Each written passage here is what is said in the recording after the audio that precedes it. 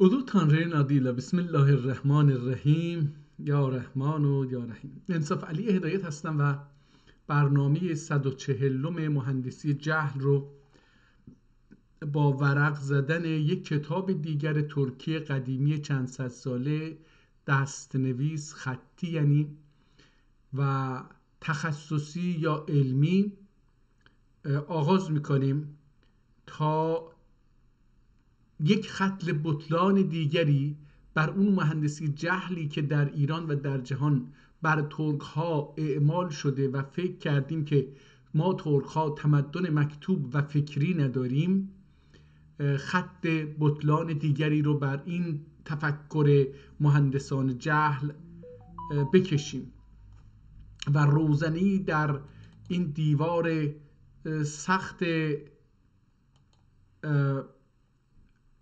مهندسان جهل ایجاد بکنیم.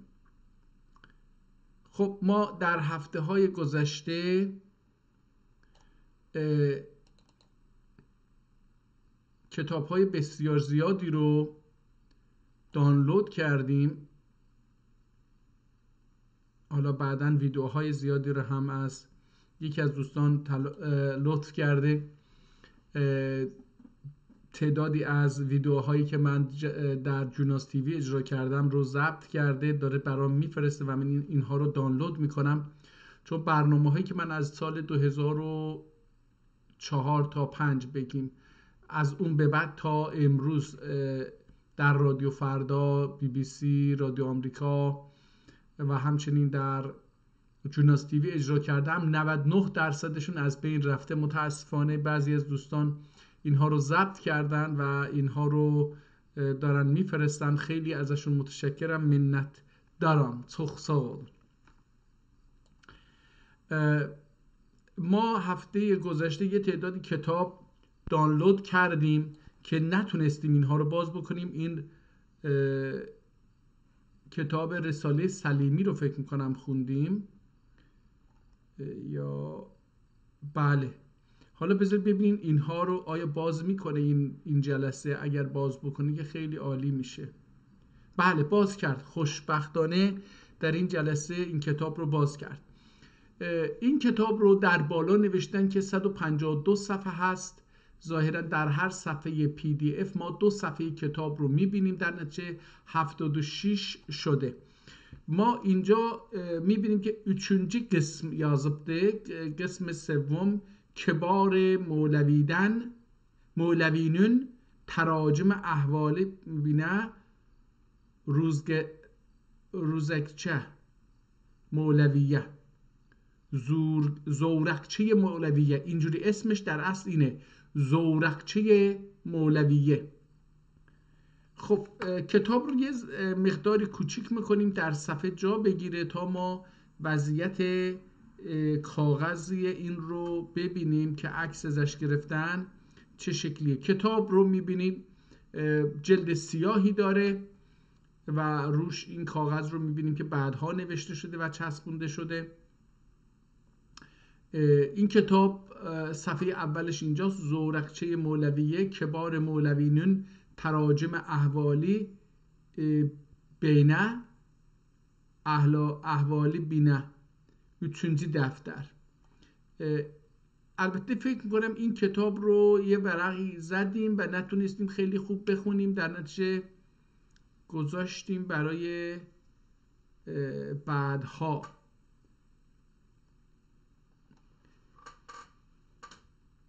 رحمت الله دده، بله این رو خونده بودیم. این کتاب رو تلاش کردیم بخونیم، نمیدونم چقدر تونستیم یا نتونستیم، یادم نیست که ازش چقدر خوندیم، ولی این کتاب رو دیده بودیم. حالا بریم کتاب بعدی، سیف الایمان. سیف الایمان مختصری هستش، در 362 صفحه پی دی اف شده چقدر؟ 181 صفحه. باز هم در هر صفحه این کتاب رو هم کوچیک بکنیم ببینیم که الان این در صفحه جا گرفته. این در سلیمانیه کتابخانه‌ای در استانبول در محله فاتح محل نگهداری میشه. و این هم دستخط منحصر به فردیه. چرا منحصر به فرد؟ برای اینکه شخصی که این رو نوشته با خط خودش نوشته، با خط استانداردی که دیوان دولتی مشخص کرده بوده با اون ننوشته. در نتیجه مثل اثر انگشت اون شخصیه که این کتاب رو نوشته.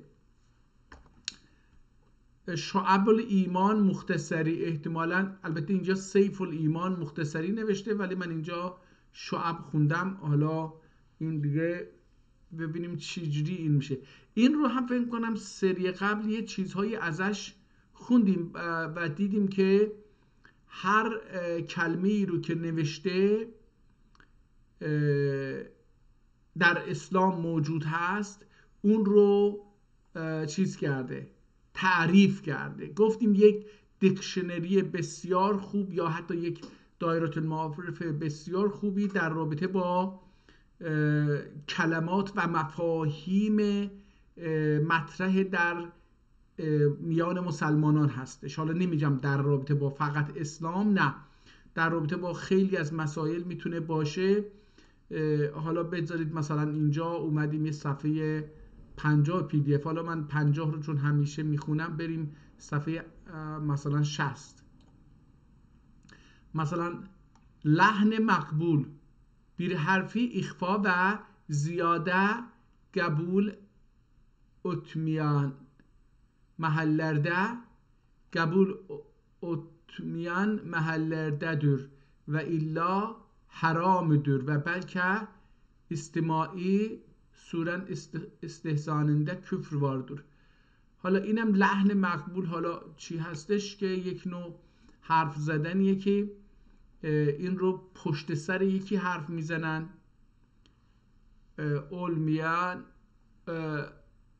اینم اولمیان میشه، اولمیان زیاده یا زیاده قبول اولمیان، یا اینکه خیلی هم مورد قبول نباشه، محلرده اولور و الا حرام دور، حالا حرام هم هست، بلکه استماع سورن استحسانده کفر واردور. میگه به هر حال ممکنه حتی به کفر منجر بشه. نمیدونم، حالا به هر حال یه حرفیه دیگه.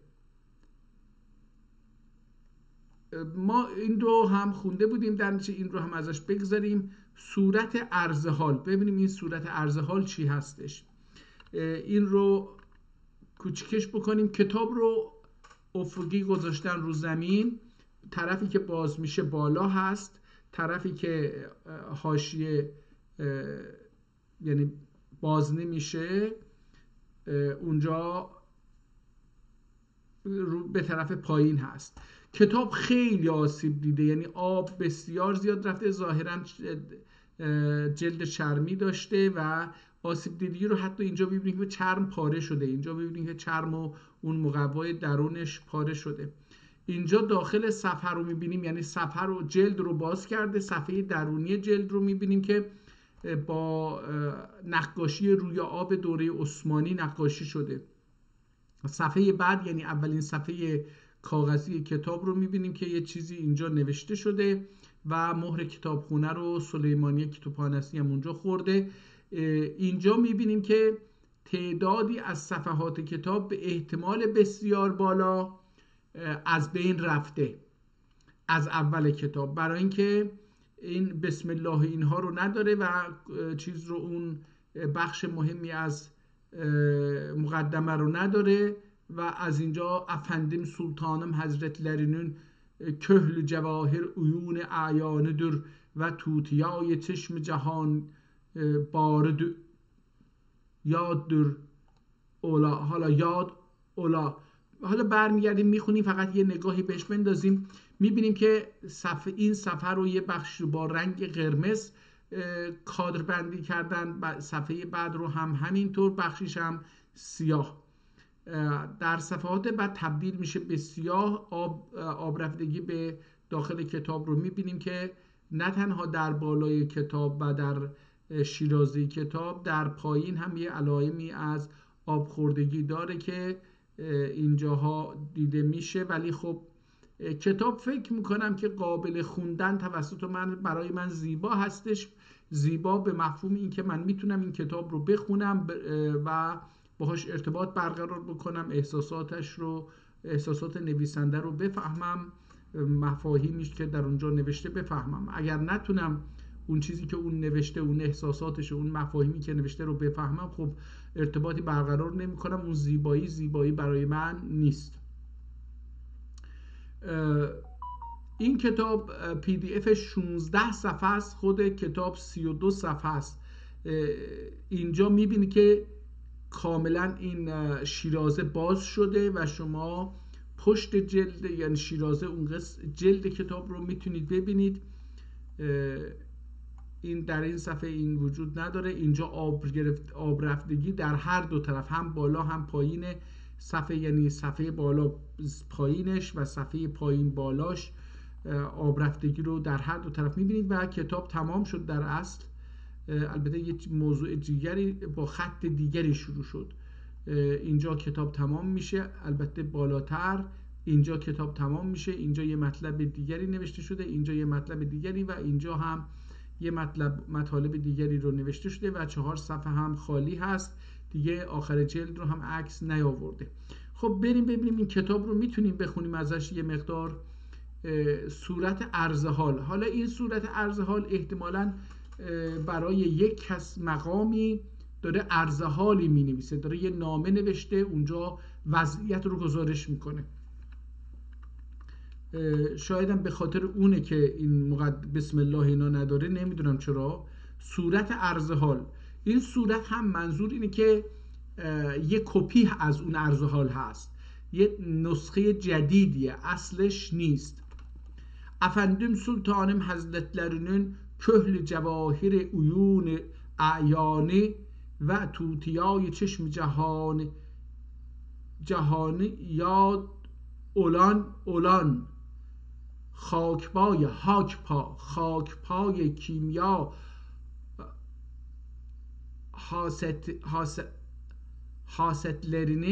حاستlerine این حضرتlerine میتونه باشه. اینجا حاسیتlerine روی عبودیت، کیمیا خاصیتlerine خاکپای کیمیا خاصیتlerine روی عبودیت ساییده قلمغل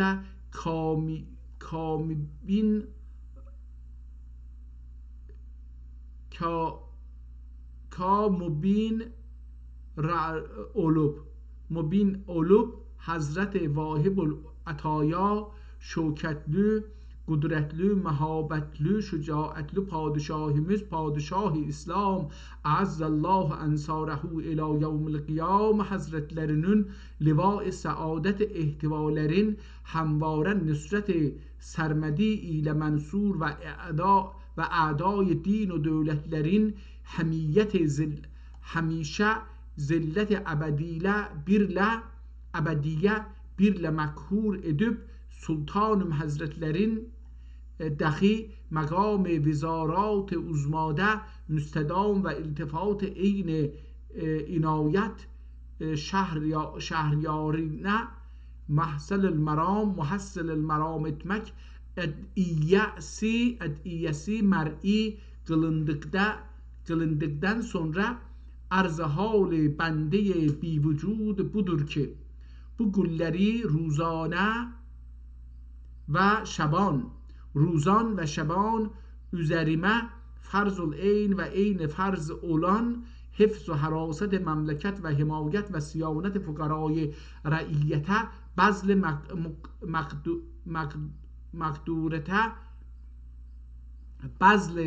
مقدورته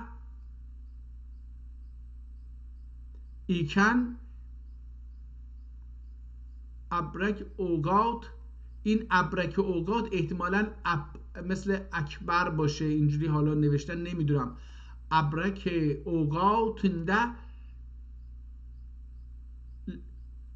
بندلرینه خطابن یا فرمان عالی و مکتوب امر اسلوب آصف جاهی مسرت بخشای و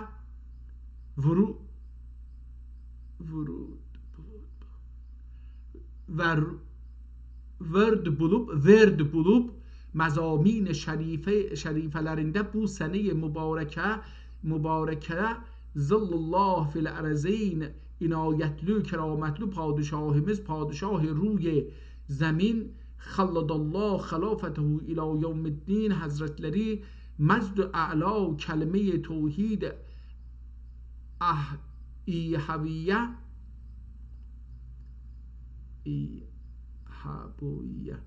ایحبویه حالا این نمیدونم این کلمه چی میتونه باشه سعادتلو نجابتلو عطوفتلو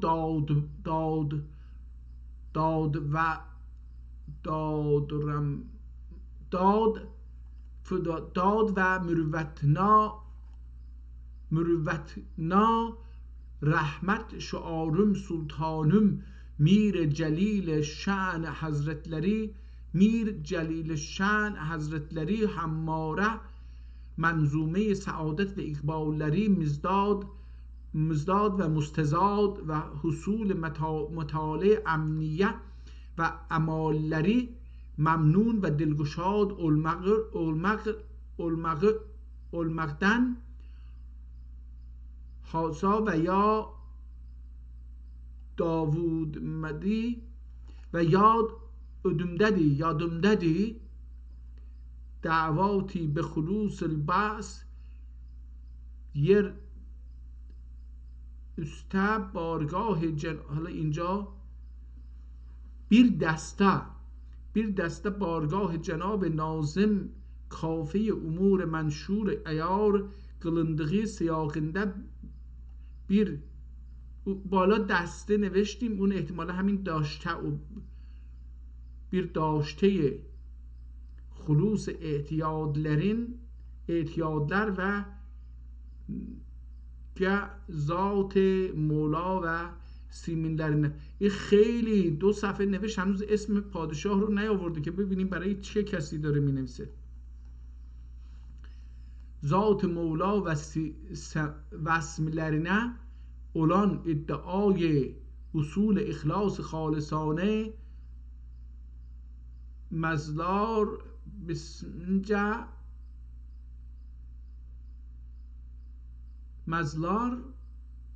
بسمنجا هر بار پیام سازه عافیت انجاملری و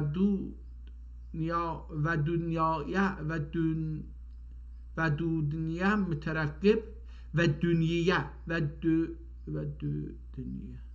اینجا دنیا و دود احتمالا باشه مترقب و انتظار و استفسار طبع نجیبانه لرینه طبع نجیب لارنه وسیله جویان وسیله ابراز اخلاصم olmuştur ile inşallah Teala لری لدی الوصول بر وفق معلوف و فوز حسن همتلری ابزال و مجبول یا محبول احتمالا مجبول اولدوخلری. این بعضی کلمات نمیدونم عربی خیلی سخته یا چی هست یا ترکی هستش من نمیفهمم.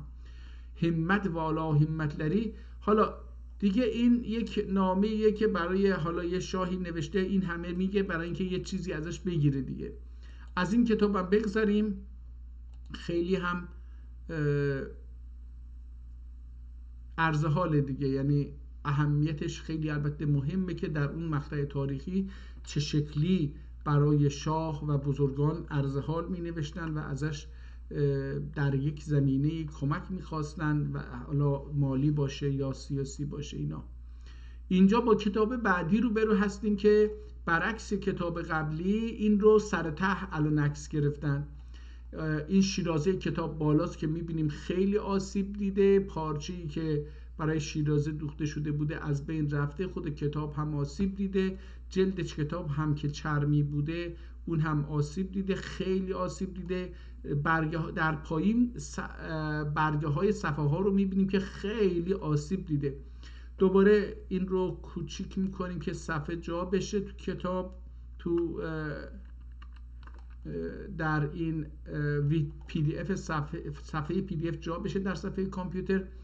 اینجا جلد رو باز کرده و ما میبینیم که برای اینکه این جلد از بین نره دوباره یک جلدی براش گرفته بودن که اونم از بین رفته. ظاهراً این سبز رنگ هستش که باز هم احتمالاً در دوره عثمانی نقاشی شده. اینجا مناجات هست. این کتاب رو نوشتن که سلسله نامه آل عبا.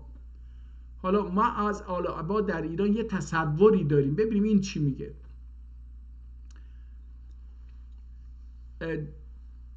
جالبه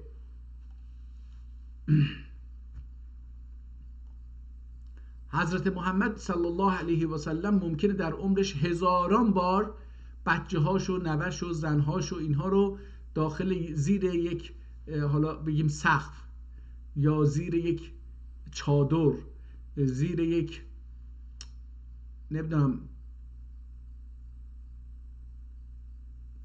عبا جمع کرده باشه.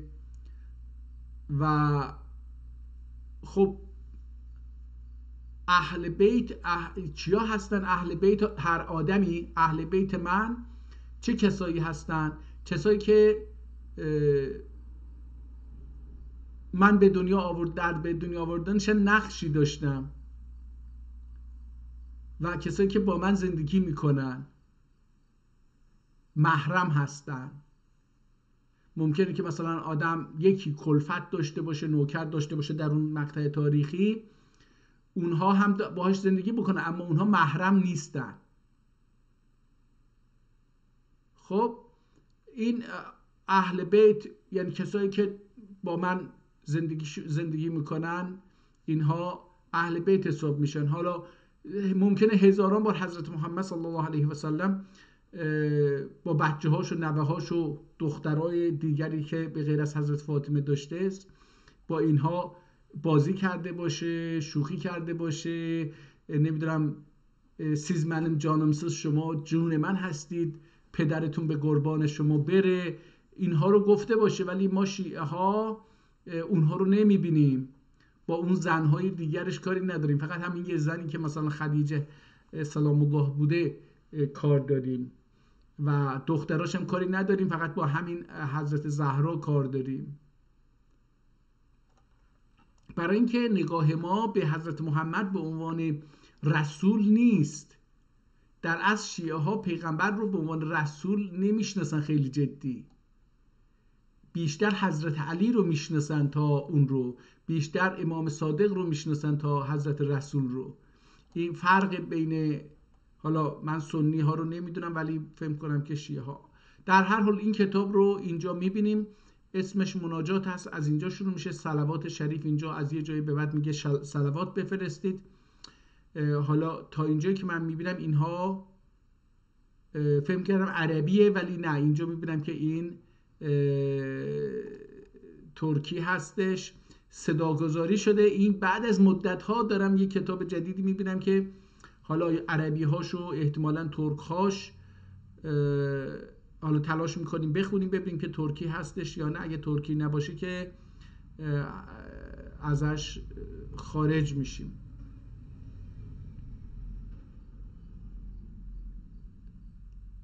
بله من بعضی جاها رو میبینم که عربی ترکی هستش، عربی و ترکی.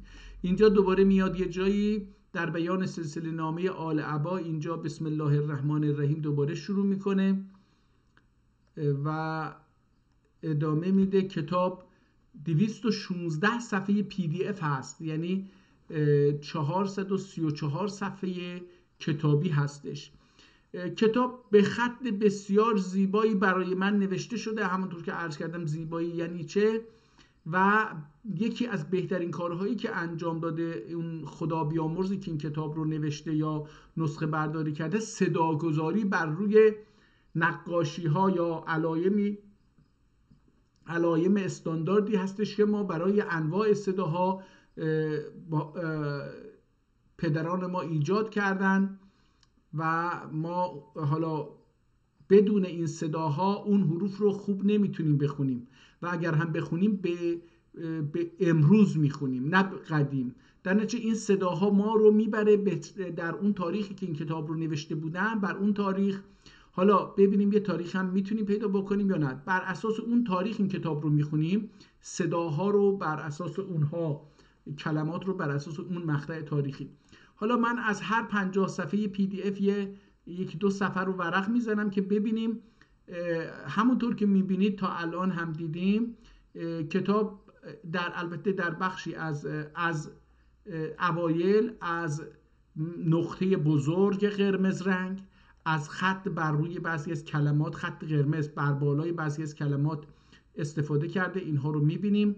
ولی از یه مقطعی به بعد که حالا بذارید ببینم از چه صفحه‌ای هستش، از حدود صفحه اینجا نوشته 141 و اگر این 141 باشه دوستان یعنی یه بخش بسیار زیادی از کتاب از بین رفته. چرا؟ برمیگردیم اینجا دوباره نگاه کنید، اینجا صفحه 81 هست و 80 صفحه کتاب یعنی 40 برگ کتاب از بین رفته و از صفحه 81 ما داریم تا میرسیم به صفحه اینجا هم میبینیم که حاشیه کتاب تقریبا داشته پاره میشده یا دوباره دوختن. میبینیم اینجا بعضی از کلمات رو خیلی خوب به ترکی نوشته، اون بشینجی، اون آلتینجی، اون یدینجی، اون سکیزینجی. همینجور میبینیم اعداد رو با رنگ قرمز و با کلمه نه با عدد ریاضی نوشته. ولی از یه مقطعی به بعدی این میاد و اینجا هم یه بسم الله دوباره دیدم، اجازه بدید اینجا هم دوباره بله یه بسم الله دیدم، صفحه 123 سنریهم آیاتنا فی الآفاق و فی انفسهم اولنجا حقی که محمد علی در آدمده طلب اتمک اولی در. این شعر احتمالا. حالا برمیگردیم اگه شد اینها رو پیدا میکنیم.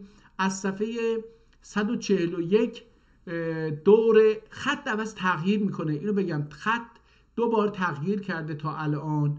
یکی در این صفحه حالا تغییر میکنه، حالا خیلی هم نه ولی در این صفحه کاملا دیگه از بین میره. از صفحه‌ای که خط عوض میشه دور اون نوشته هم کادر بندی میکنن، کادر میکشن. اینجا هم باز عین همون خوندنی هست، خیلی هم راحت تر از خط قبلی هستش، قابل خواندن هستش. میبینید به نظر من این کتاب یا 2 حالت برای من متصوره الان، یا اینکه این اون چرک نویس اولیه هستش که نوشته شده که احتمالش خیلی کمه برای اینکه قلم خوردگی نیست یا خیلی کمه. دومین احتمال اینه که این کتاب جدیده، خیلی خیلی قدیمی نیست، یعنی 500 ساله 700 ساله 1000 ساله نیست. این کتاب ممکنه مثلا 250 300 سال باشه. از کجا میگم؟ از اینجایی که در کتاب‌های قدیمی معمولاً در 3 طرف کتاب، یعنی متن نوشته رو یه جوری کوچیک در متن می‌نویسن که 3 طرف کتاب جای خالی برای نقد باشه. ولی در کتاب‌های جدید که کتاب ارزون شده، تقریبا کاغذ ارزون شده و اینها، این وضعیت رو نمی‌بینیم. در نتیجه این کتاب تا اونجا که می‌بینید تقریبا از هر طرف کتاب 1 سانتی متر خالی گذاشته، بالا و پایین و سمت راست و سمت چپ نوشته و بقیه رو نوشته. و اینجا هم میبینیم که یک کتاب تمت الکتاب به اون الله، حالا اینجا یک کتاب تموم میشه و کتاب دیگری شروع میشه. جالب هستش که این رو هم اگر بشه میخونیم و ببینیم که چی هست. ولی همون علائم صداگذاری انجام گرفته، بعضی از کلمات قرمز نوشته شده. ادامه داره. بریم اینجا دوباره با یه بسم الله مواجه شدیم. من اجازه بدید ببینم این چی هست. مقالات حضرت امام جعفر صادق رضی الله عنه. حالا اینجا یه مقالاتی رو به حضرت جعفر صادق استناد میکنن. مقاله در امروزه به معنی نوشته هست، ولی اصل معنی مقاله یعنی سخنانی که گفته شده.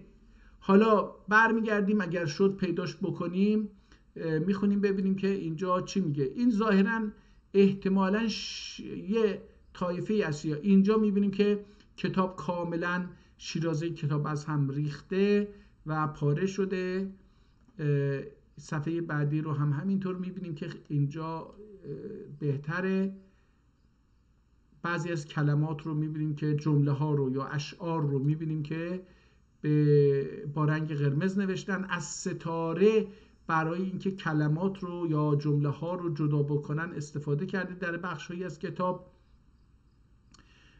رنگ قرمز متاسفانه در اثر برخورد با آب و اینها احتمالا اگه عرق بدن نباشه احتمالا آب باشه. این کتاب چند جا اون نوشته های قرمز آسیب جدی دیدن و نمیشه خوند. اینجا هم میبینیم که آب وارد کتاب شده و رنگ قرمز هم در همه جا پخش شده در اون صفحه و اینجا کتاب مثل این که تمام میشه، برای اینکه یک صفحه سفید رو میبینیم که چیزی نوشته نشده. 2 صفحه البته بعد ادامه پیدا میکنه با یه خط دیگری بیانات.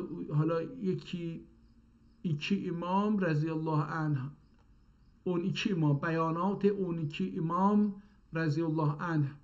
اینجا هم از 12 امام یه بیاناتی رو آوردن. این شیعه 12 امامیه هست و هر کسی هستش. حالا این قسمت هم میبینیم که خط دیگری نوشته. اینجا دوباره میبینیم خط عوض میشه و یه خط جدیدی رو یه کسی دیگری مینویسه، از رنگ قرمز هم استفاده میکنه. حالا من خیلی دیگه روی این نمیذارم، برای این تمرکز نمی کنم روی فیزیک کتاب، برای اینکه معلوم این کتاب خیلی دست به دست شده، خیلی ها دوباره عوض شد. اینجا خط جدیدی یه فرد جدیدی نوشته. معلومه که در نوشتن این کتاب افراد بسیار متنوعی نقش داشتن. دوباره خط عوض شد و یه خط جدیدی رو میبینیم که اینجا دوباره خط عوض شد و یه خط جدیدی میبینیم. اینجا رساله حسینیه دستور، این جالب خواهد بود. این یه رساله‌ای هستش که کسی نوشته، امیدواریم که بتونیم ازش یه چیزهایی در مورد کتاب ببینیم. این کادر بندی شده، از رنگ قرمز هم در این قسمت استفاده میکنه. من همینجوری که با سرعت دارم کتاب رو ورق میزنم الان در اصل. دوباره این کادر در یه جایی در صفحه 91 این کتاب دوم، کتابی که الان دیدیم حسینیه، اون هم کادر بندی رو دیگه متوقف کرد و دیگه کادر نکشیدن. متاسفانه ما مسلمان ها کارهامون رو نیمه کاره رها میکنیم دیگه. یکی از اونه. این هم فکر کنم از اونجا به بعد دیگه دوباره خط عوض شد. کسی که اون بخش ها رو می نویسه خط میکشه و کسی که بخش های دیگر رو می نویسه خط نمیکشه، دوره کادر نمیبنده. تو باکس هم انگلیسی هست، میخوام حالا یه جوری ترکی این رو پیدا بکنم. Medine Resulullah gönderdi və onlar bir müddət Medine-i Ruze-i Resulullah'da qalıb Həzrət İmam Rıza aleyhisselam və baqi sadatun xidmətlərində sərf اوقات etdilər rəhmətullah aleyhima rəhmətən vasiətən. Ramazan 27 شب 27 رمضان 1228 یا 18 دوستان تونستیم حالا اینجا یه تاریخی در رابطه با این کتاب پیدا بکنیم. 1200 یا 18 یا 28 و در اینجا این بخش کتاب هم تمام شده. تاریخ زدن. حالا البته اگر آدم بشینه و این کتاب رو با دقت بخونه، کتاب تاریخ‌های بسیار جالبی رو میتونه ازش در بیاره در جاهای مختلف و کتاب تمام میشه. دوباره ناقص اینجا شما اینجا میبینید که این شعر و هر چیزی بوده بدون اینکه خداحافظی بکنه تمام شده. خب برگردیم اول صفحه کتاب و ببینیم که چی گفتیم. که در این کتاب به نظر میاد که 80 صفحه یعنی 40 برگ کتاب از بین رفته. در نتیجه ما با اول کتاب چه کسی نوشته، برای چه منظوری نوشته، موضوعش چیه، یا چند کتاب یا چند رساله در داخل این مجلد هستش بیخبر هستیم. از اینجا به بعد رو حالا تلاش بکنیم که بخونیم ببینیم میتونیم. اینجا هم همینطور که میبینید ظاهرا کتاب پاره شده بوده، با یک کاغذی این رو چسباندن به جلد، یعنی اون اینجا متاسفانه این کاغذ هم جوری چسبوندن که حداقل یک کلمه در تمامی سطرها زیر کاغذ مدفون شده. مناجات: بسم الله الرحمن الرحیم اللهم انت اول فلیس قبلک، انت اول فلیس قبلک و انت آخر فلیس بعدک شیئا. یا حالا اونجا قبلک شیئا احتمالا بوده و انت الاخر فلیس بعدک شیئا احتمالا اونجوری باید باشه. یا کائنا قبل کل شیء، حالا اینجا چی بوده بعد اون دیگه خونده نمیشه، قیانشو میتونیم بخونیم، باقیاً احتمالاً باشه. بعد کل شیء یا من هو اقرب الی من حبل الورید، این وریدش افتاده ورید. یا من هو فعال لما یرید، یا من هو یحول. حالا این چی هستش؟ المرأة رو میتونیم بخونیم و قلبه، و یا من هو منظر الاعلا و هو بالافق الاعلا. حالا اینم احتمالاً اعلا باشه یا چی باشه معلوم نیست. یا من هو لیس کمثله شیء و هو السمیع البصیر هو علی کل شیء قدیر اقضی حاجتی به حق محمد. حالا اینجا طیبین الطاهرین و صحبه احتمالاً باشه، محمد و صحب طاهرین طیبین الطاهرین.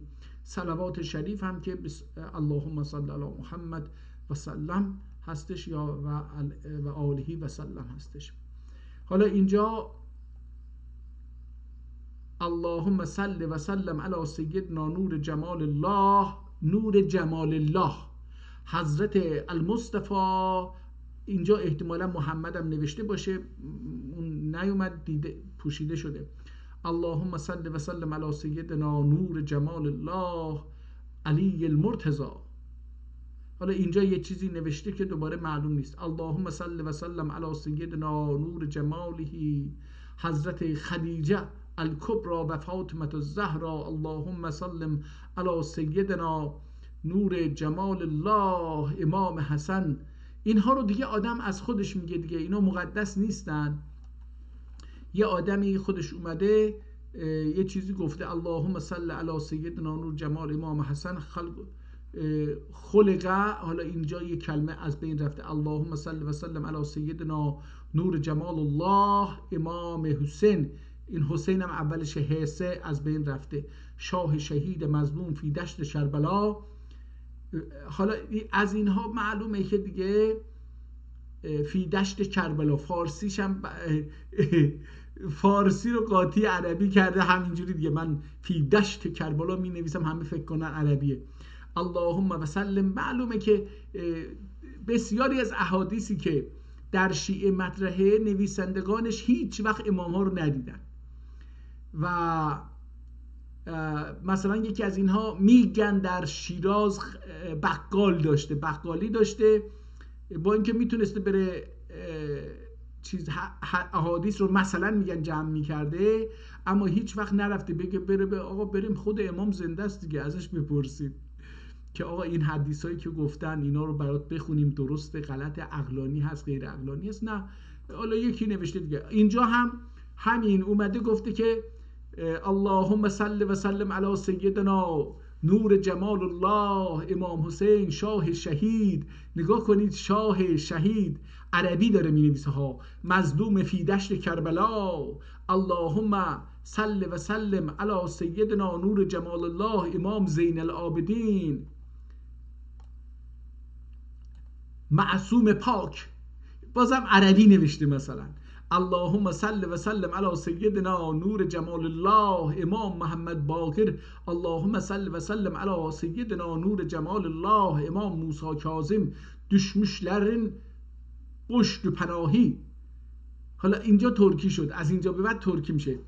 امام موسی کاظم düşmüşlerin پشت پناهی اللهم صل و سلم علی سیدنا نور جمال الله امام صادق مذهب پاک رهنما اللهم صل و سلم سیدنا نور جمال الله امام هشتم. نگاه کنید حالا دیگه همه چی رو قبله هفتم سلطان خراسان، اینجا هم خراسان نوشته، خراسان، خراسان نیست، خراسان، خراسان، برهان خراسان، شاه شهید خراسان. اینجا یک کلمه از بین رفته، در سطرهای بعدی هم اینجا همون قسمتی که در اون ور کتاب از بین رفته بود این ورم از بین رفته. علی موسی رضا اللهم صل و سلم علی سیدنا، حالا این باید نور جمال الله باشه، امام محمد تقی نور خدا اللهم صل و سلم علی سیدنا نور جمال الله علی نقی سر خدا. این خدا رو هم چپونده اونجا دیگه. من بارها عرض کردم در گوناس تیوی هم اینو بارها گفتم. دوستان ببینید قبله هر کسی هر کجا باشه، اگه قبله من واشنگتن باشه، زبان محترم دنیا و مهمترین زبان دنیا زبان همون واشنگتنه، حتی لهجه واشنگتنه. اگر قبله من مکه معظمه باشه، مهمترین زبان برای من عربی مکه هست، نه هر عربی. اگر برای یکی شیراز به عنوان برای بخشی از این مذاهب جدیدی که انگلیسی ها به وجود آوردن، بابیه و نمیدونم اینها، شیراز باشه، برای اینها فارسی شیرازی به خصوص مقدسه. برای این آدم که شیعه احتمالا فارس هستش یا حالا ترک هم باشه، شیعه هستش، چون شیعه مرکزش ایرانه، ایران امروزی، چی باید این خدا رو بچپونه اونجا، در حالی که خدا مربوط به الله نیست، اسم الله نیست، خدا یه چیز دیگریه، مربوط به دوره حالا یا زرتشتیه یا یه چیز دیگریه، به هر حال مربوط به اسلام نیست. اون چیزی که در اسلام به عنوان الله شناخته میشه اسمش اللهه. شما با هیچ کلمه دیگری نمیتونید این رو جاگزین بکنید. همونطور که اسم اون عبادتی که روزانه 5 بار باید وضو بگیرید، شستشو بکنید، اون رو به جا بیارید، اسمش صلات، نماز نیست. نماز مربوط به زرتشتی یا یک دین دیگریه در این منطقه.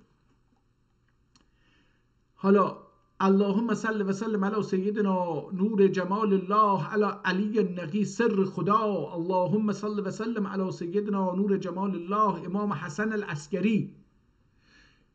این کلمه عسکر ترکی هستش، عربی نیست. چطور در اون زمان که ترک ها هنوز قدرت نداشتن، پادگان، میگن امام حسن در عسکریه نگهداری میشه. عسکریه یعنی جایی که عسکرها رو نگهداری، عسکر هم همین یعنی نظامی ها نگهداری میکنن. یعنی امام حسن عسکری رو به خاطر اینکه اسمش حسن عسکری نیست، اسمش حسنه، اما میگن چون ایشون رو در داخل پادگان نگه می‌داشتن که با هیچ کسی در ارتباط نباشه، بهش عسکری لقب دادن. حالا این عسکری با هیچ کسی در حقیقت در زندان بود، یه نوعی زندان بود، ولی براش حالا من ویدیو هم دیدم که درست کردن، خارجی ها حتی درست کردن، به زبان عربی هم، انگلیسیش هم دیدم، عربیش هم دیدم، که مثلا یه دختر حالا یه آدم بسیار مهمی در مثل مریم مقدس در کلیسا زندگی میکنه، از اون خانم های چیز هست، در خواب میبینه که باید بره زن همین امام حسن عسکری بشه تا یه بچه به دنیا بیاره که امام زمان بشه بعداً مثلا. و این جنگ میشه و نمیدونم چی میشه و اینجا تسخیر میشه و به عنوان برده گرفته میشه و از اونجا تا اینجا تا مدینه میارن و اینم بعدش هم یه کسی میبینه و میگه اینو باید، امام گفته بخرید، امام گفته بخرید، اینو میخرن میدن به یکی میبره، مثلا به طور یه سری اینو وارد اون اتاق امام میکنن پیش امام و امام اونجا حالا براش روزانه یه قاشق مثلا غذا میداده عسکریه. حالا اینجا یه زنم باهاش هستش که این عسکریان این توالت نمیره، حمام نمیره، چیکار میکنه مثلا اونجا؟ این عسکریه ها نمیبینن و اونجا حالا بچه دار میشه و امام زمان رو همین خانومی که قبلا مسیحی بود و در دیر و یا کلیسا زندگی میکرد مثلا به وجود میاره. یعنی یه چنین داستان‌های همین داستانی که من اخیراً دیدم یه تو مصر یه چاه هست میگن که مثل این که حضرت عیسی یا حضرت مریم از این چاه آب خوردن مثلا. خب حالا این قابل قبوله، یعنی یه چیزی، ولی این چاه یا تو ایران تبدیل بشه به چاه چمکنان که امام زمان در اونجا زندگی میکنه. خیلی مسخره است بعضی چیزا، خیلی مسخره. و سلام علی سیدنا جمال امام حسن العسکری مظهر خدا. دوباره نگاه کنید، اللهم صل و سلم علی سیدنا نور جمال الله امام محمد مهدی صاحب الزمان قطب الدوران حجت البرهان حجت القیام صلوات الله علیه مجمعین برحمته یا ارحم الراحمین یا برحمتک یا ارحم الراحمین. لا فتا الا علی لا سیف الا ذوالفقار ولا حول ولا قوة الا بالله العلی العظیم. نصر من الله و فتح قریب و بشر المؤمنین یا محمد یا علی. حالا این چیزایی که امروز هم جایزه، یا علی یا پیر یا غیاث المعتمد الله مدد الله مدد الصمد لم یلد ولم یولد مدد الصمد لم یلد ولم یولد ولم یکن له کفوا احد. حالا این دیگه تا اینجاها عربیه. بذارید ببینیم آیا میتونیم بخش ترکیشو پیدا بکنیم که ببینیم چی میگه. هر از گاهی کلمه ترکی و فارسی چپونده این وسط دیگه. دوباره همون امام ها رو داره میگه دیگه، هی نور سیدنا امام علی النقی، حالا همین ها رو داره تکرار میکنه. این احتمالا یک نوع دعاییه که این آدم چیز کرده دیگه، اختراع کرده. این نویسنده حالا مثلا یه مقدار عربی میدونه، میخواد بگه که آقا این دعای خیلی مهمیه. من نمیگم هست نیستش. ترجمان تاج، حالا اینجا ترجمان تاج چی میگه؟ به حق محمد و حیدر هو ترجمان ها تاج ارنلر دمینه دمینه ارنلر یعنی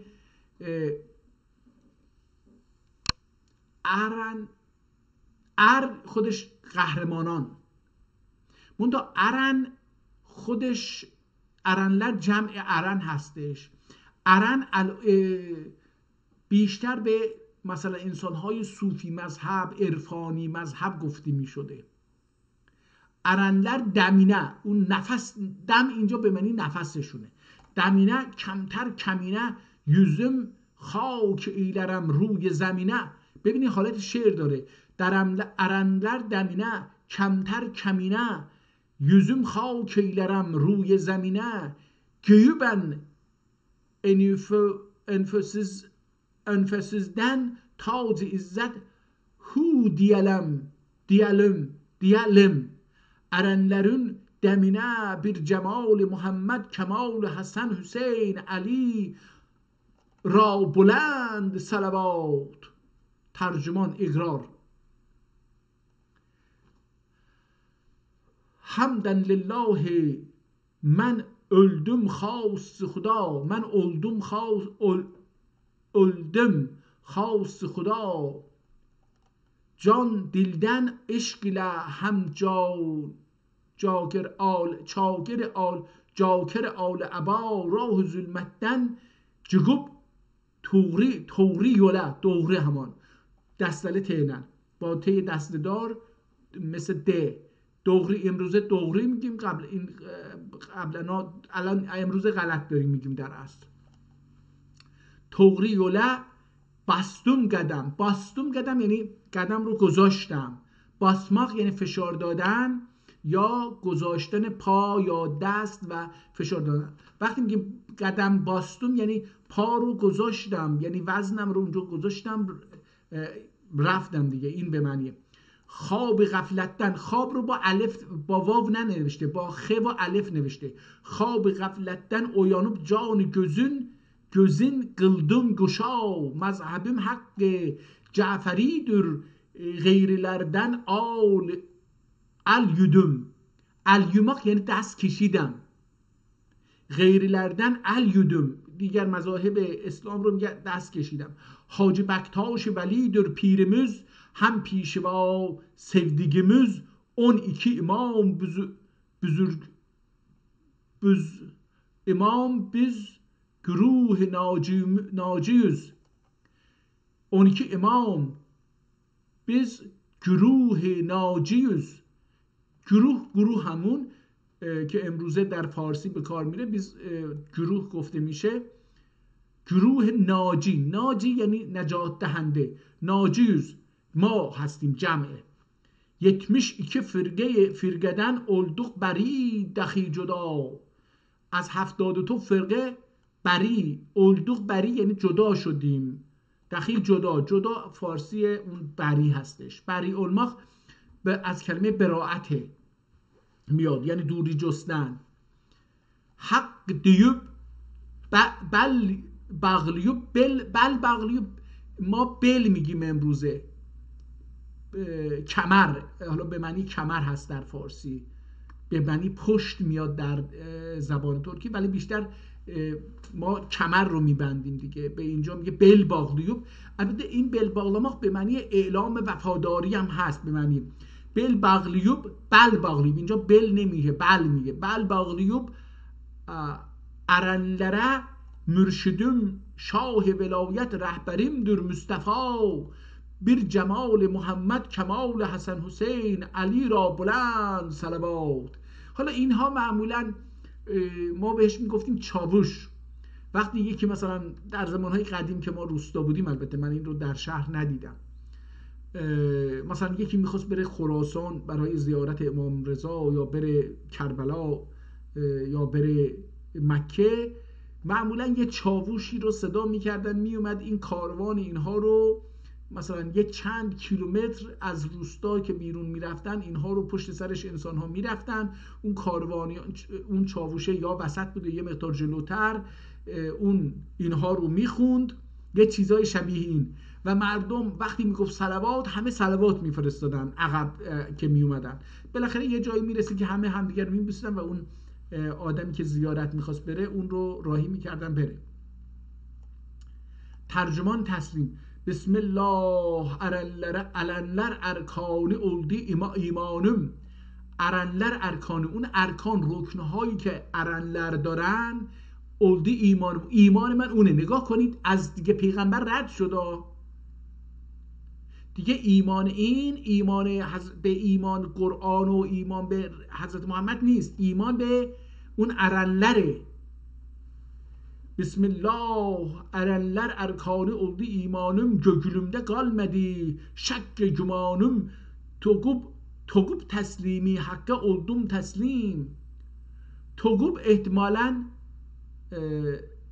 البته تقوب yazıp تقوب تخمق یعنی حالا چجوری به فارسی ترجمه کنم اینو؟ تقوب تسلیمی حقه oldum teslim یعنی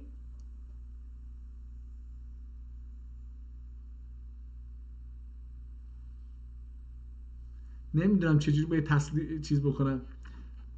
این تاخب رو، تخمق رو به معنی یه چیزی رو در یه چیز دیگری فرو کردنه.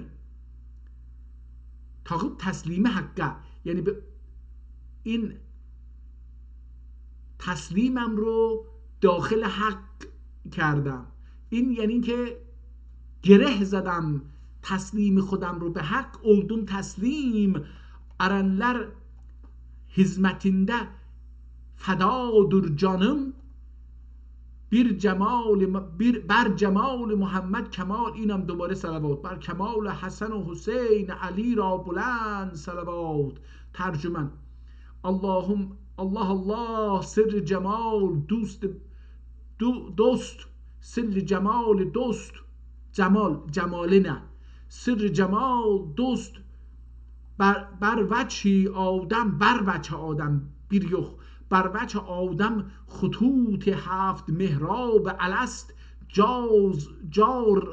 جار گوشه، این 4 گوشه دیگه، جار گوشه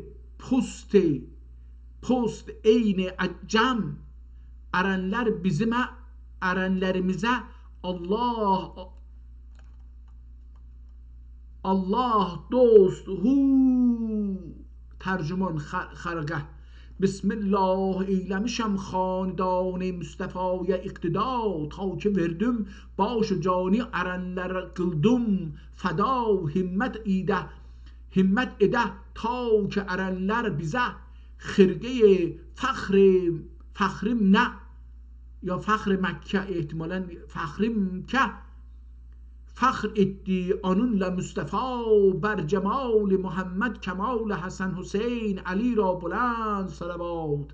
حالا دیگه از اینجا بگذاریم، یه مقدار ترکیشو خوندیم، بریم صفحه مثلا این کتاب به هر حال 400 صفحه است، بریم صفحه 50، یه مقدارم از صفحه 50 پی دی اف یعنی حدود صفحه 100 کتاب بخونیم ببینیم چی میگه.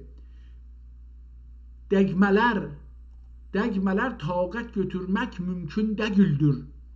حالا اینو یه مقدار عقب‌تر بریم ببینیم این چی، جمله از کجا شروع میشه.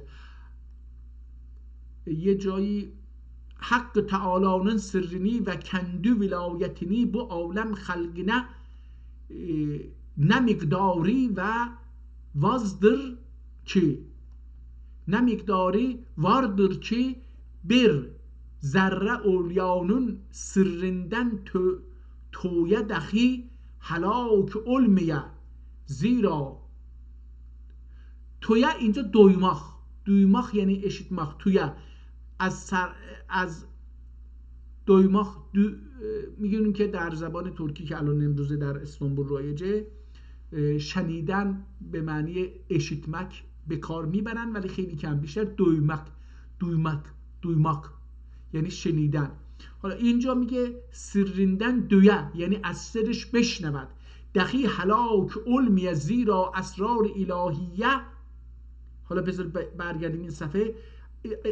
azha اسرار الهیه demekler taqet getirmek mümkün değildir. Pes esrar-ı ilahiyeye taqet getiren bunlardirler ki zikr olundu. İkinci باب. حالا این باب اول برگردیم ببینیم این باب اول دوم چی هستش که این بعداً اینو بفهمیم که قضیه چی هست اصلا. از اینجا شروع میشه مقالات حضرت امام جعفر صادق رضی الله عنه. بسم الله الرحمن الرحیم.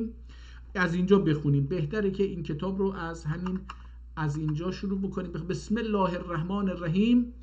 غرق olup kendiyi başka anlayıp غرق olup kendiyi başka anlayıp hakkın vücudinden gayri görmekle küfr, şirk ve zulmette kalmış alem erbahiden bu alem beşeriyeye gelmekten murar can görmek imiş. Murar سختی، در فارسی مرار میگن همونه. مرار البته gelmekten مراد جان görmek imiş. مراد هم میتونیم بخونیم اون بهتره. مراد جان görmek imiş. تنده canım canda cananımdır. Allah ve sülüküdür. Beyan vilayeti خود و سایر اهل الله رحمت الله علیهم اجمعین. جعفر صادق حضرتleri buyurur süver عقیده. Cafer Sadık Hazretleri buyurur süver عقیده yazdım ki. نگاه کنید، süver عقیده yazdım ki مقامات اولیا 18 مقامıdır. اولیا 18 مرتبه دارن. Her megamın ehli vardır. Ol sebepten 18 bab üzerine tertip kılıp yazmışım. Levhun az üzerinde ki nakşim nazar edip yazmışım. Bir harf bir nokta ziyade yazmamışım. میگه حالا یه حرف یه نقطه هم اضافه نکردم به گفتار حضرت، بلکه gördüğümün bildikte belki bildiğimin binde birin belki gördüğümün binde birin yazmışım. Zira Ceddüm Muhammed aleyhisselam gösterdiği megamler vardır. اینو حضرت صادق می نویسه که من از 1000 تا یکی رو نوشتم برای اینکه حضرت محمد حالا یازمشم. زیرا جد محمد علیه السلام جستر. ببینید حالا خود امام جعفر صادق به حضرت محمد نمیگه صلی الله علیه و سلم، میگه که یعنی اگر ما بر اساس شیعه بریم باید اینجا یه چیزی نوشته باشه دیگه، بگی که خود حضرت امام صادق باید بگی که وقتی اسم حضرت محمد میاد میگه محمد علیه السلام گفته، نگفته که صلی الله علیه و سلم و آله و سلم نگفته. مثلا gösterdiği megamler vardır ki lafz ve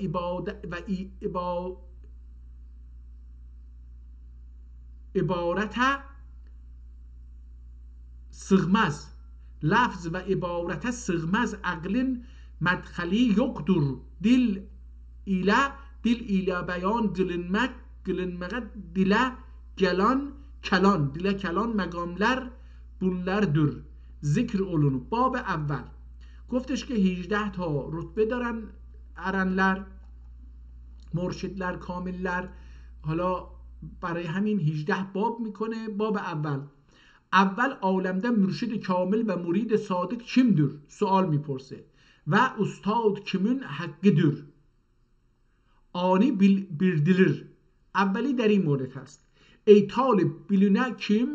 عالمده مرشدی کامل، مرشد نگاه کنید مرشد نیست، مرشدی کامل ol kişidir ki düşünde kendi vücudunu görmüş ola.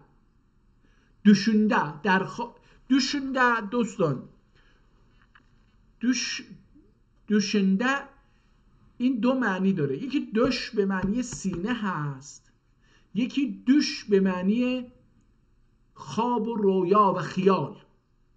احتمالاً میره تو بایه های مثلا نزدیک های وحی.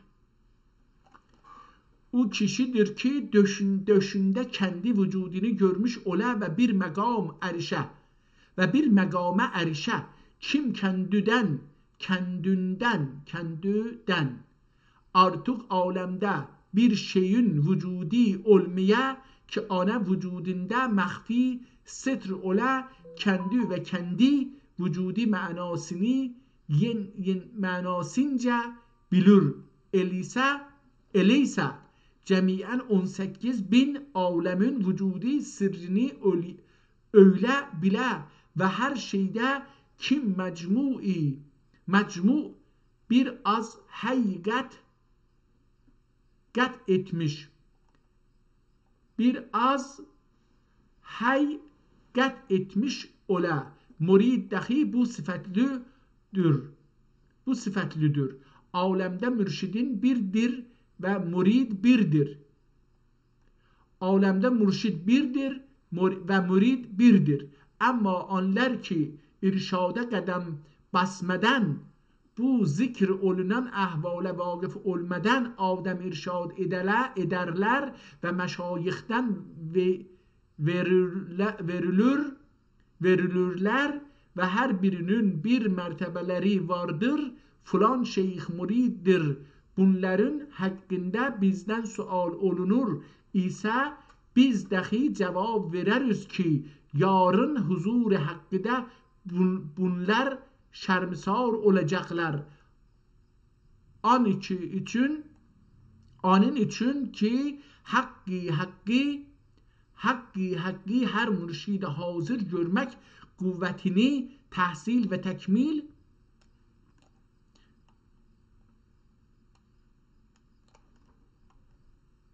etmediler ve kendi vücudlarının hakikatini kemahu ve hakkı bilememişlerdir.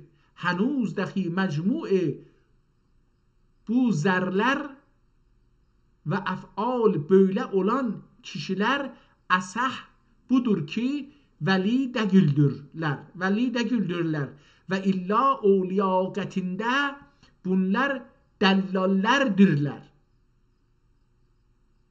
ve illa evliyagetinde در نزد اولیا قات ما الان طبقه میگیم به ساختمان، در گذشته میگفتن به iki kat 5 kat 10 kat gatinde bunlar dellallerdir ancak evliya sözlerin halge satarlar. Nigah کنید اولیا sözlerin halge satarlar ve kendilerini hoş kişi ederler. Bu gayet ادنادن ادنا مقامdır. خب حالا بریم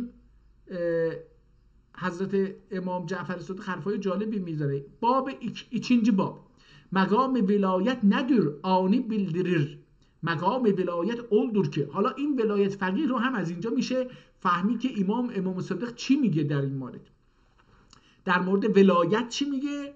ولایت از ولایت رسول الله گرفته، امامان گرفته تا حالا این ولایت فقیه که ملاها میگن. بعضی از ملاها میگن، نه همه ملاها. از میان تمامی ملاها 4 نفر یا 3 نفر در مورد ولایت فقیه صحبت کرده. ولایت ملاها. İkinci makam velayet nedir? Ani bildirer. Makam velayet oldur ki Evliyaullah mecmu enbiyanın ilmine alim ola. اول ولایت یعنی چی؟ باید این آدمی که مقام ولایت رو داره به اولیاءالله مجموع انبیانون علمینه، تمامی پیغمبران که هر علمی داشتن به همه اونها باید مسلط باشه. آیا یه ملا میتونی پیدا بکنی که چنین چیزی باشه؟ مجموع انبیانون علمینه عالم اولا و دخی حقون صفاتlerine متصف اولا. حق منظور الله، به صفات الله هم متصف بشه. و دخی حق سبحانه و تعالی hazretleri Adem oğullarının ve Hakkı Teala hazretleri Adem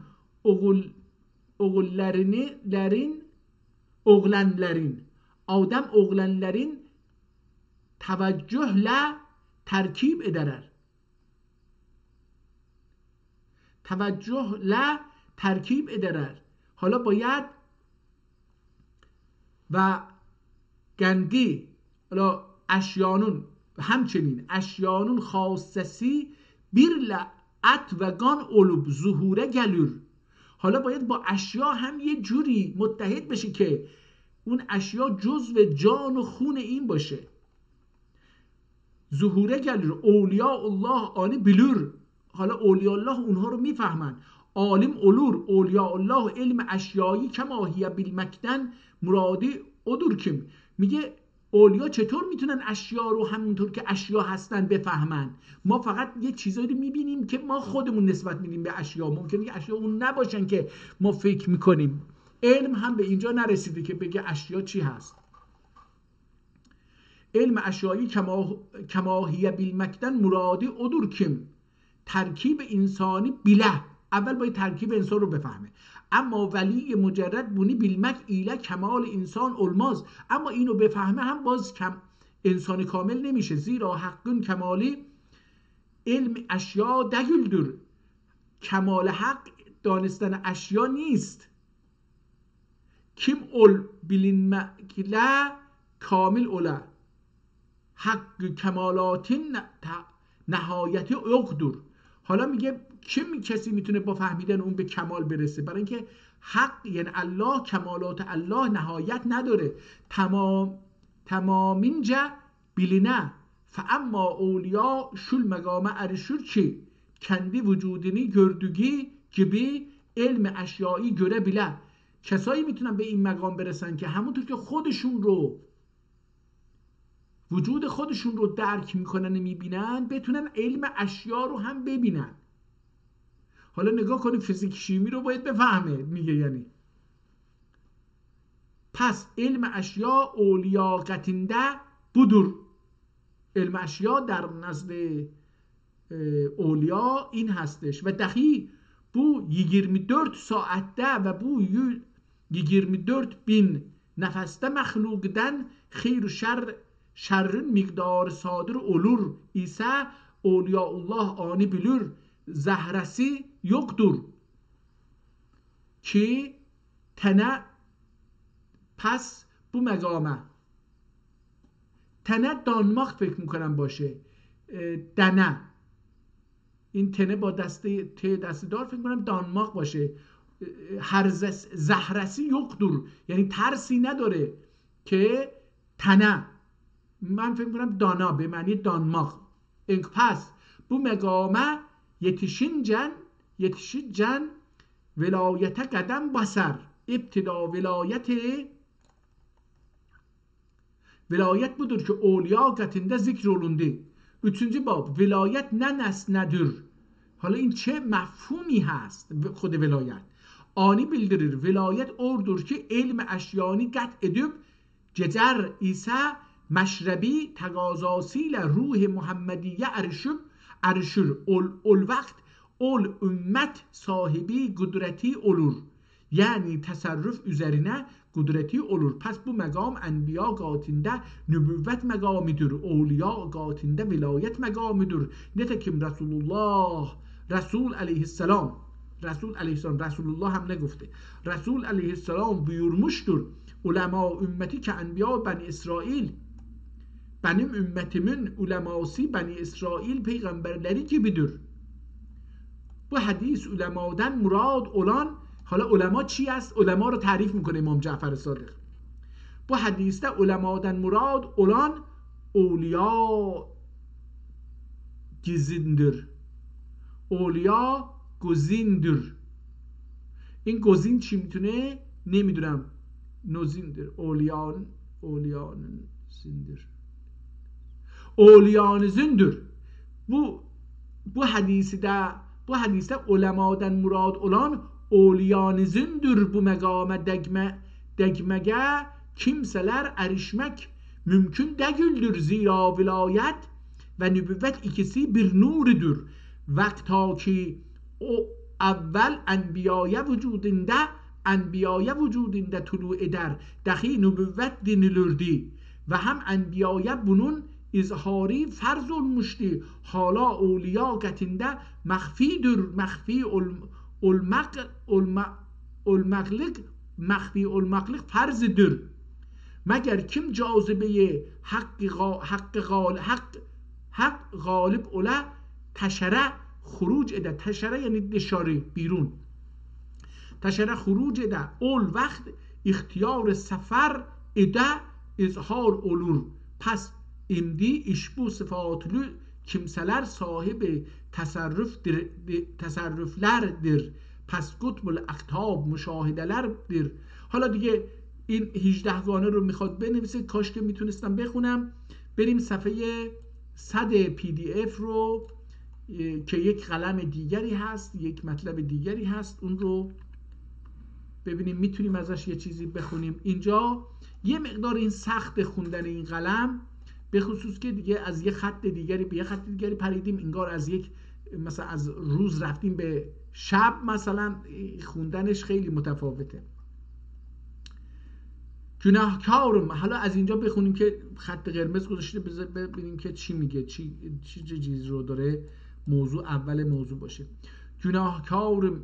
احتمالا این شعر نفس، اینجا شعر بوده در مورد حسنه dedim bu sende oturan Rum ebaları hizmet yetirdür. Ey toğar gün toğar dolanır. Ey toğar gün toğar dolanır. Doğmaq. Toğar doğar. Ey toğar gün toğar dolanır. Güne nur didedirler onun asline. Günse nur derler onun asline. Zahirden batine bir yol görünür. این شعره ولی اگه کاش بتونم بخونم، شعر زیبایی هم هست. Ay toğar gün toğar dolanır. Günse nur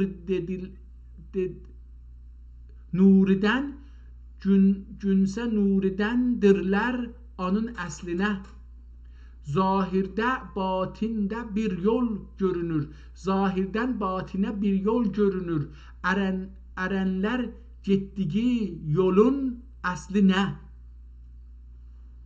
Çevirdiler dolayı döndü ırmağa. Çevirdiler dolabı, ihtimalen dolayı başı ya dolabı. Çevirdiler dolabı döndü ırmağa. Qəsd imamilərə söydüb həkəm ya həkə, məkə. Qəsd imamlərə söydüb həkəm. Bir sözüm var kəlamlərə danışmağa. Bir sözüm var kamillərə danışmağa. Dolabda ikliye zarın əslinə. Dolabda inleyen zarın əslinə.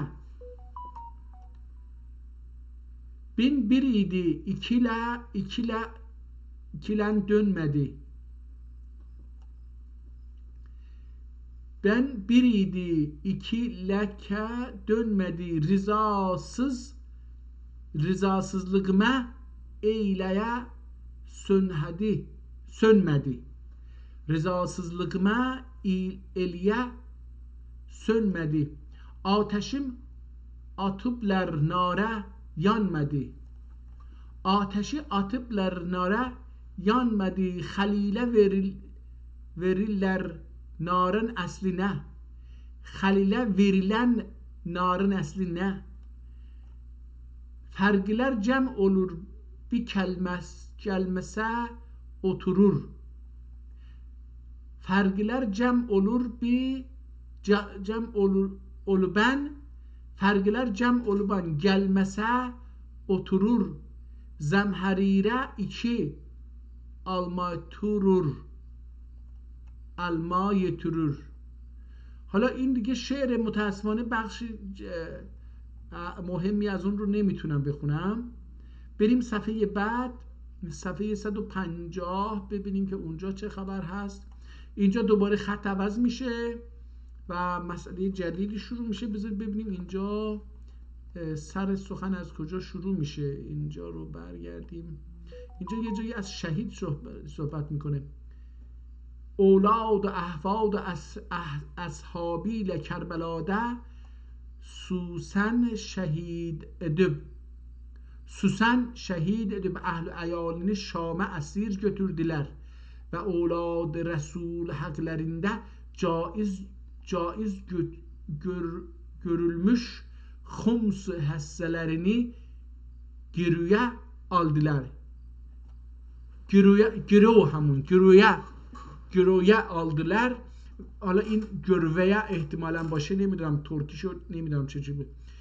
hisselerini görüye aldılar ve Resulullah'ın İbni Emmi ve Vesisi ile muharebeye kalkıştılar. Ve Ebu Zer Gıffari rahmetullah aleyhi Medine'den ihraç edip Abdullah Mesud'a aziyetler verdiler ve onun yazmış olduğu Müshaf-ı Şerifi ateşe yaktırdılar. Ammar Yasiri ve bir nice ashab-ı kibari şehit ettiler ve Beytullah menzelik ile taşlar attılar. Taş atıp harab kıldılar ve Medine Resulullah'da Müslümanların nahak yere kanları ruy zemine aktiler ki bunlar gibi zulm, fesad ve bid'at şeyleri تعداد ve beyaniden lisan insan aciz ve gasirdir. İş bu gabayih ma'dudeyi mürtekib olduklarına mebni ashab-ı kibar ve muhibban ehl-i beyt Resulün ve varisan ulum خاتم انبیا ve tabi'an hakikat şeriat غراء طایفه ملعونه gerek خفاً ve gerek cehren. خفا gizli, cehr aşkar.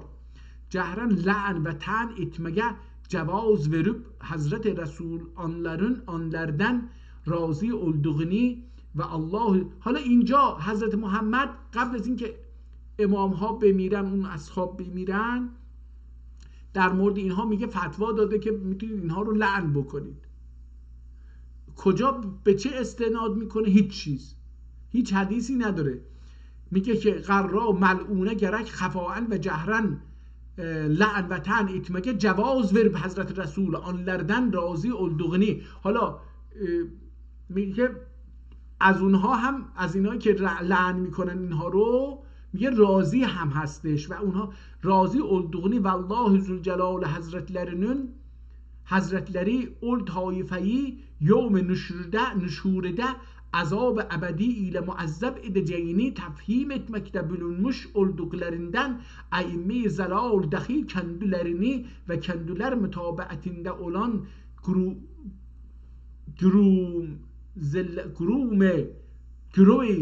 güruh zelleyi ve hulefai Beni Umeviye'den sadır olan ef'al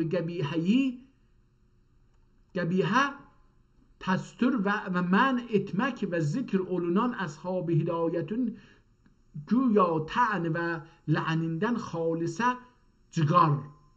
çıkarmak için işbu bed'at olan itikadi vaz ve icat edip dediler ki gol kendi ve fiilinin faili olmayıp bendenin fiile getirdiği hayır şerri şer cümlesi Allah'ındır ve Allah böyle istediği ve şöyle takdir ettiği ve bu vasıta ile enbiya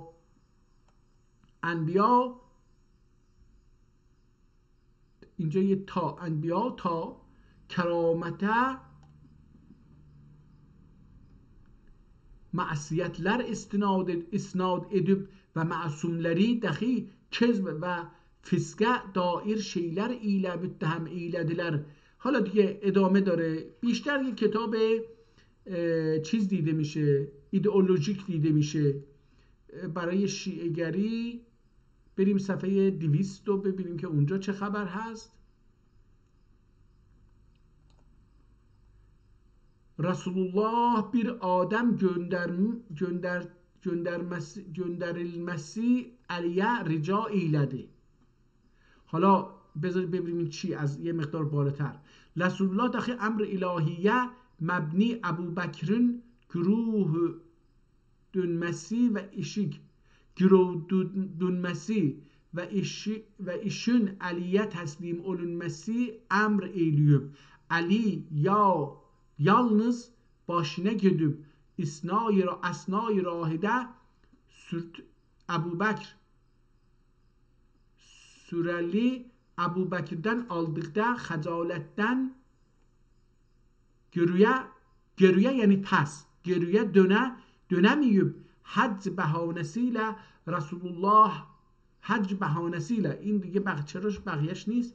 Resulullah bir adam gönderilmesini Ali'ye rica eyledi ve Hazreti Ali hükme imtisalen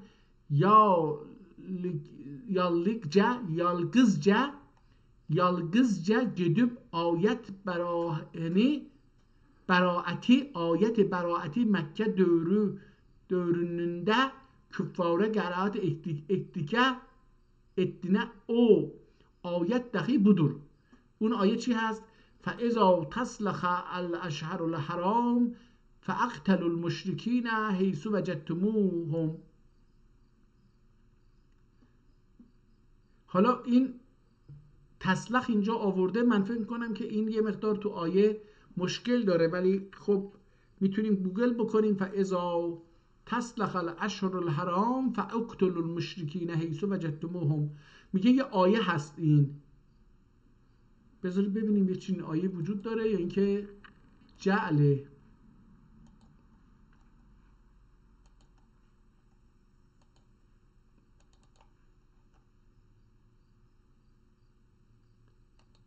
این چی بود؟ گفتش که فاذا تسلخ الاشهر الحرام. حالا اینجور بنویسیم کافیه.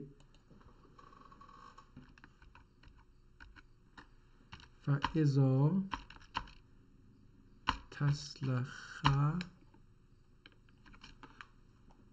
بذار ببینیم اینجا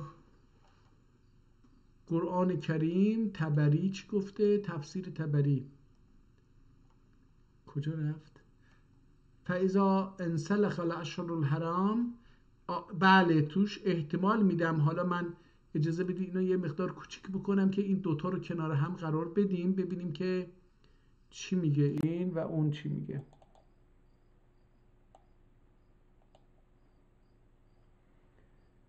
اینجا گفتش که فاذا تسلخ، اینجا میگه نسلخ، احتمالا ها بگیم نسلخ. فاذا نسلخ الاشهر، اینجا الاشهر الحرام، اینجا الحرم هستش، اینجا الحرام. اینجا یقت فقتلوا المشرکین حیث وجدتموهم.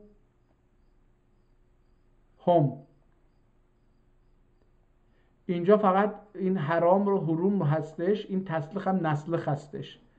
فاذا نسلخ الاشهر،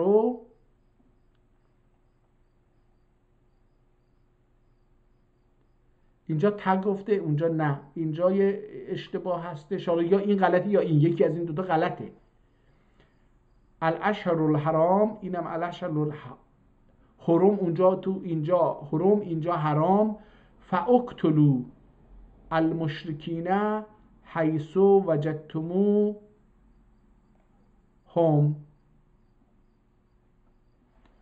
خب اینم از این آیه. احتمال میدم که حالا ایداد من به نظرم در دو قسمت حالا درش دست برده، یا این کتاب غلطه یا اون غلطه، من درش تخصص ندارم، ولی تشخیص دادیم که حالا بعضی کلمات حروف رو عوض کردن، بعضی اضافه کردن، کم kerdin اینا. Ve bundan başka ahkam ilahiyeden bir neçə şurut müqərrərəyi kəffare təbliğ eylədi. Ey İbrahim, bu hususlarda bir günə xilaf olmadığı zahirdir. Ey İbrahim, این از کجا اومد؟ خالد. ey İbrahim, Halid Resulullah meriz iken Usame ibn Zeyd asakire Müslümin üzerine serasker edip. حالا دیگه تاریخ دیگه یه بخشی از اینها ممکنه درست باشه، یه بخشی درست نباشه. خب صفحه آخر اومدیم دوستان، ببینیم که اینجا چی میگه. زکایی، احتمالا این شعر از زکایی باشه یا چی نمیدونم. حالا این شعر این قسمتش خیلی بهتره تا این قسمت، ولی بخونیم ببینیم.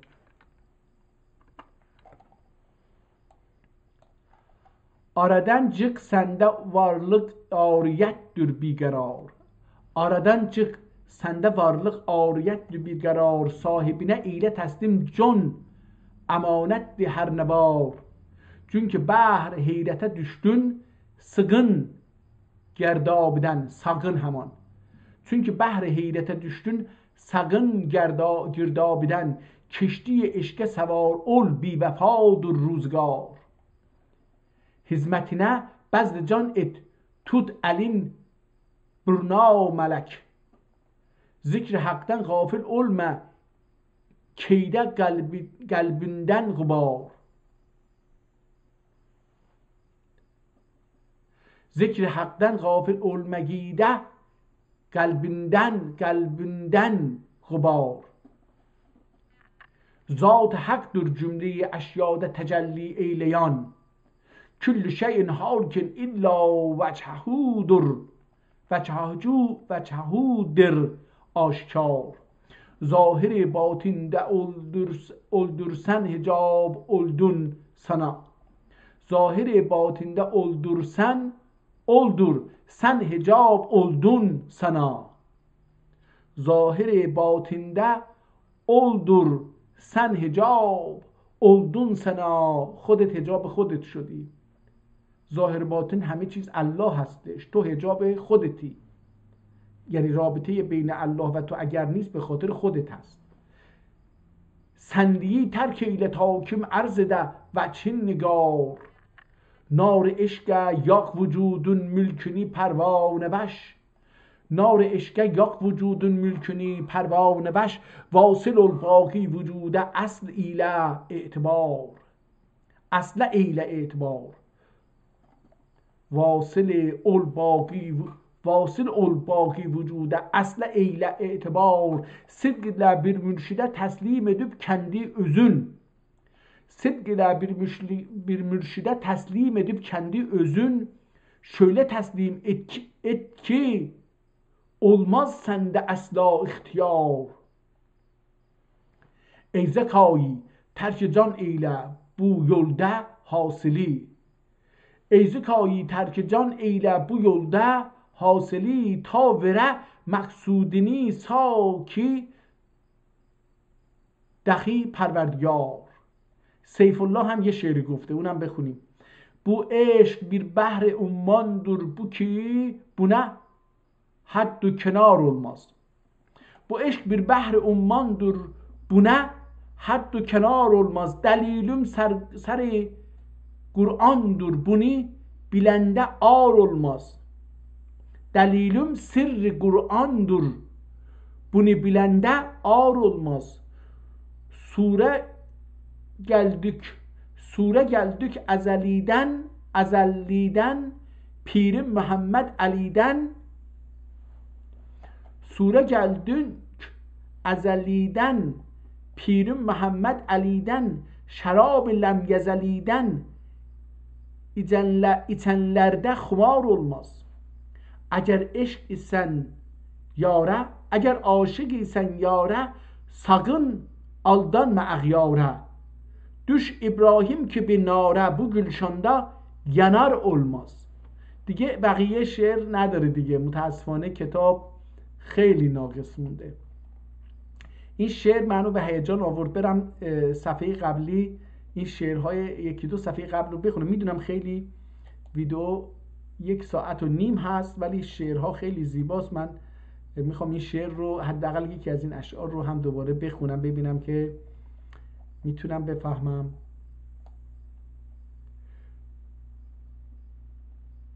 بذار این محبی رو چون اینجا آورده این خیلی آدم مهمیه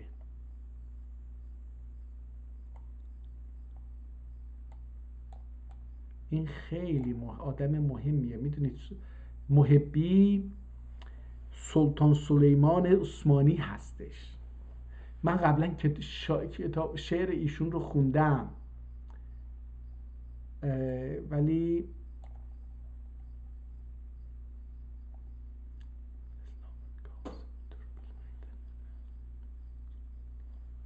دعوای اسلامین حالا این نمیدونم از کجا این محبی شعر محبی شروع میشه دعوای اسلامın kazibdir bilmedin Hüseyin'in qədrini hala gün bu gün dönmektesən yoldaşlarının qanuni hala Hüseyin'in kaldırmak istersen dünyada namini hala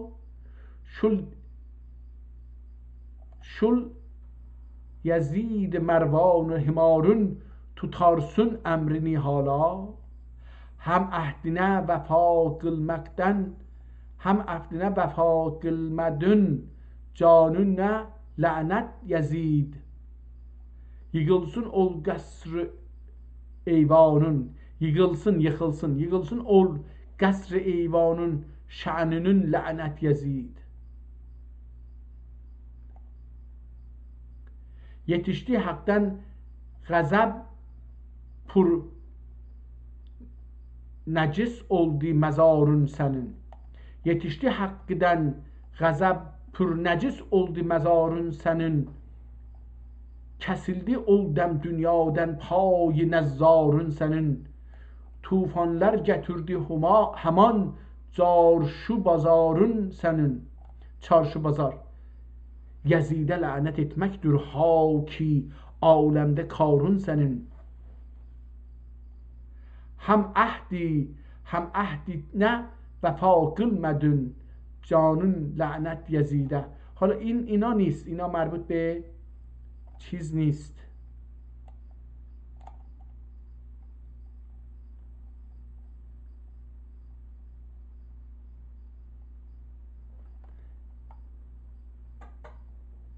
احتمالاً از یه جایی از این ورا یه شعر عوض میشه.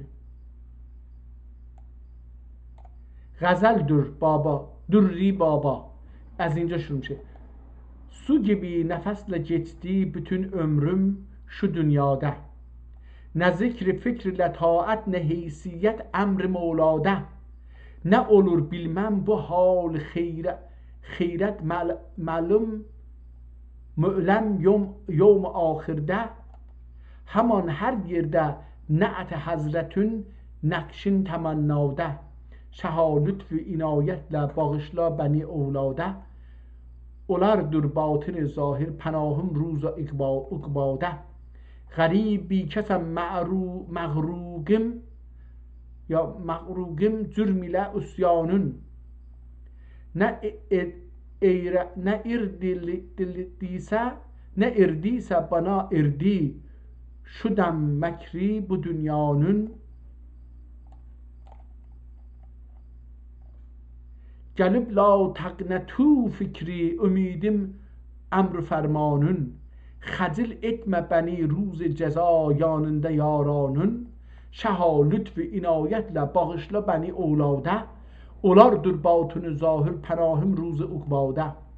Kerima fikr üsyanimle dergahında nalanam. Kerima fikr üsyanimle dergahında nalanam. Aldıkça anladıkça Hüseyin'in vakası hergâhi sultanım.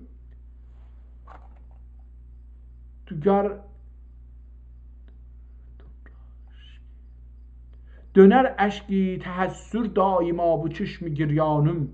Ve hamdülillah mühibbi ehli beyti şah-ı merdanım. Behemdullah mühibbi ehli beyti şah-ı merdanım. Şaha lütfi inayetle bağışla beni evlada. Olardır batın zahir pənahım ruza ukbada. Mülazim melceim sen, destigirim sen, pənahım sen. Dilimde zikri fikrim sen, iki alemde şahim sen. Bu zindan qefeste daima xurşid mahim sen. Gudum başım eşinin taşına cün qiblegahim sen. Godum başım aşının taşına cün qiblegahim sen. Şaha lütfü inayetle bağışla beni evlada. Olardır batın zahir pənahım ruza ukbada. Habibün hakkına ya Rab benim derdime merhem kıl.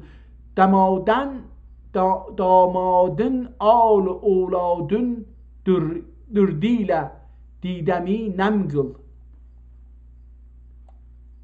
Mühibbi hanedani gerçeklerin her demde hem dem kıl.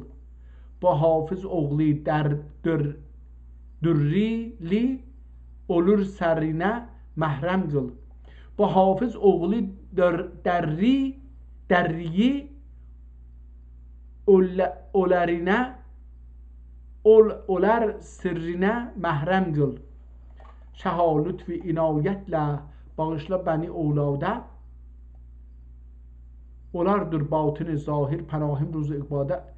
غیبی بابا اینو غیبی بابا نوشته. حالا اون قسمت بالا یه چیزی دیگه ای بود. من فکر می‌کنم چیزه. تاج معرفت تاجدür. تاج معرفت تاجدür. Sanma gayri tac ola. Taklid ile toğ olan marifette ouc ola. Sana alem görünen hakikati Allah'ıdır. Sana alem görünen hakikati Allah'ıdır. Allah birdir ve Allah sanma kim bir gac ola. Düşü düşünme sakın düşe kabulup kalma. Düşünmesagın düşe, kabulup kalma senden gayri ne vardır, tabire muhtaç ola. Bu alem bir ağaçdır, meyvesi olmuş Adem. Meyvedir mətlub olan, sanma kim ağac ola. Bu Adem meyvesin cigerdeki sözüdür. Bu alem meyvesinin cigerdeki sözüdür. Sözsüz bu alem Adem bir anda terrac ola.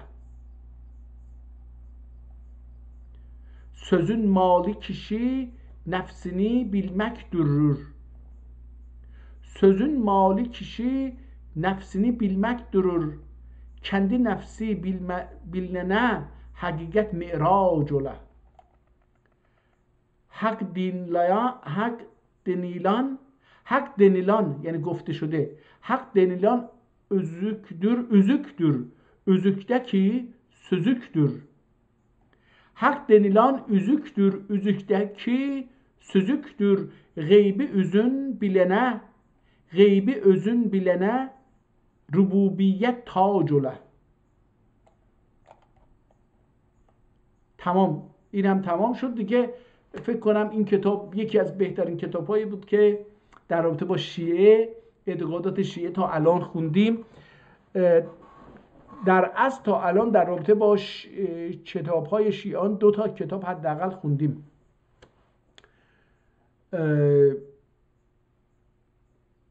Saygılar, selamlar aziz ve hürmetli dostlarıma. Sağ olun, var olun. دوستان تا اینجا فکر کنم کافی باشه. با یک کتاب قدیمی آشنا شدیم، یه تاریخی هم یه جایی پیدا کردیم خوندیم. این کتاب حداقل 200 خورده ای سال، 250 سال اینا سابقه، حدود 300 سال سابقه داره تا اونجایی که تو ذهنم مونده. حالا تو اینجا هیچ چیزی نیست، ولی یه جایی من یه تاریخی رو دیدم و خوندم و حالا اگر به اون تاریخ دقت بکنیم 1210 اگر باشه یا اون چیزی که یادم هست. بذار یه ذره کوچیکش بکنم که بهتر ببینم. این اواخر کتاب همش شعره. اینجا 1218 یا 28ش. اگر این رو ماشین حساب رو حالا اینجا ماشین حساب 1218 بنویسیم، ازش 1446 رو کم بکنیم، 228 سال این کتاب سابقه داره. یا 228 سال یا 218 سال این کتاب سابقه داره. یعنی این کتاب یه نسخه‌ای از یک کتاب دیگریه. البته این بخشش، حالا بخش‌های مختلفی داره که متاسفانه من اونها رو فرصت نکردم بخونم و با هم مروری بکنیم. به هر حال کتاب ترکی جالبی بود که به شیعه‌گری، تبلیغات شیعه‌گری در اصل. روز و شب خوبی رو داشته باشید. به امید دیدار و توفیق الهی اگر حاصل بشه در یه روز بعدی که حال منم مساعد و مناسب باشه کتاب رو شروع می‌کنیم به